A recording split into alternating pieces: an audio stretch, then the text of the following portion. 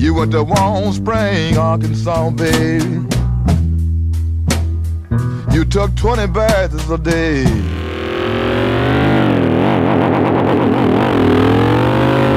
This is Radio Free Canada America. Warning: excessive consumption of Radio Free Canada America may lead to open-mindedness, politically incorrect thought or speech, and an interest in rational analysis.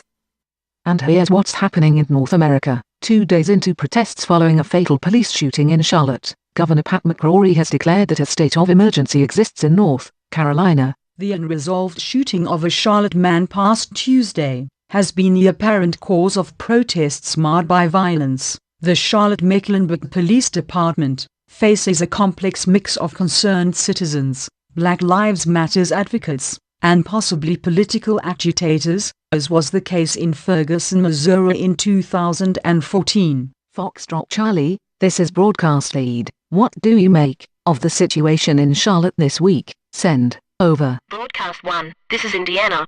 Rakiya Scott, widow of the slain Charlotte man, has urged protesters not to do violence to police or fellow citizens or private property, which gives you an idea of the range of problems with which police are contending. Some say the fatal shooting of Lamont Scott last Tuesday is a lightning rod for deep-seated racial conflict in America, but another perspective is that allegedly divisive speeches by President Obama since the shooting of Michael Brown in Ferguson 2 years ago have sadly become self-fulfilling prophecies of mistrust and anger. I think it is fair to say that the death of Lamont Scott in Charlotte is being used by some parties as a pretext for disrupting the public peace, since these acts of violence disregard Rakiya's wishes that all protests remain peaceful. Indiana, you refer to acts of violence, but the optics emerging from Charlotte suggest that these are largely peaceful protests riddled with sporadic acts of aggression. Secondly, what about reports that Keith Lamont Scott was unarmed, actually holding a book in his hand as he exited his vehicle Tuesday afternoon?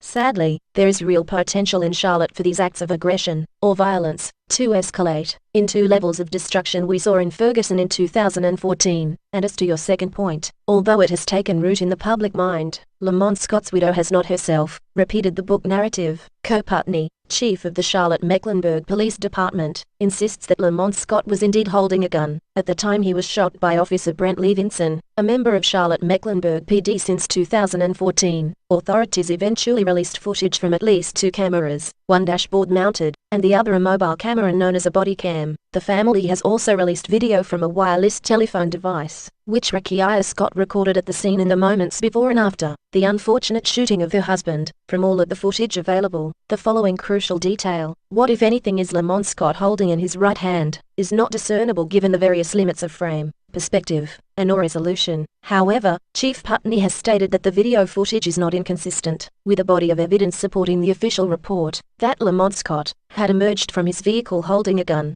This is Field Correspondent, Indiana, out.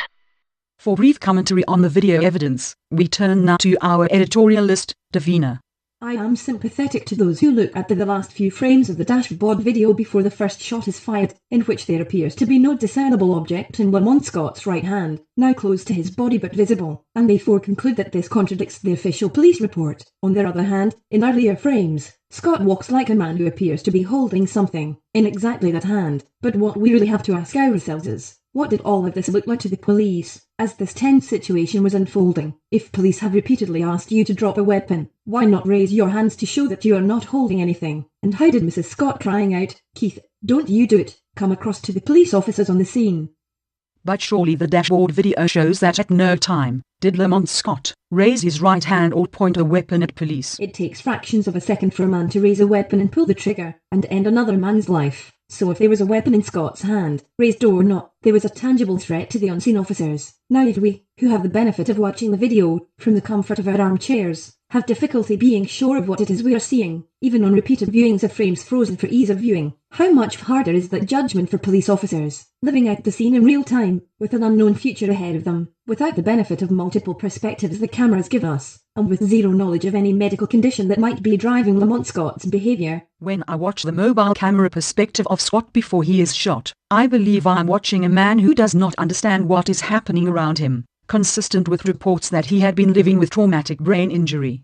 Yes, and that does not exclude the possibility that Scott also was carrying a gun. But of course, the very real likelihood that Scott's brain injury led to behaviour striking police as suspicious makes the shooting of Lamont Scott all the more heartbreaking for everyone concerned. Thank you, Davina. We will be asking for your broader analysis of these sad days in Charlotte later. We close now with a message from Sept. In the meantime, this is Broadcast Lead, out. In a free and just nation, there is no requirement to be politically correct, no matter how fierce this war against free speech, political dissent, and even vocabulary itself becomes. May liberty of conscience forever live in your hearts.